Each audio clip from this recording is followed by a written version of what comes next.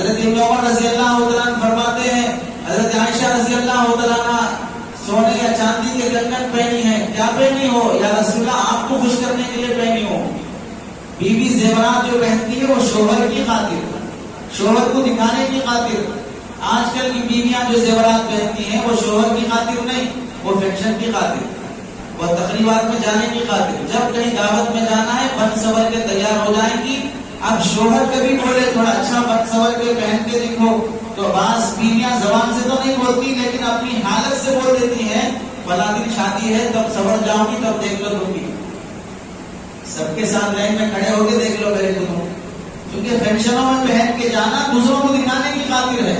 حضرت عائشہ فرماتی ہے یا رسول اللہ آپ کو خوش کرنے کی خاطر پہنی ہو۔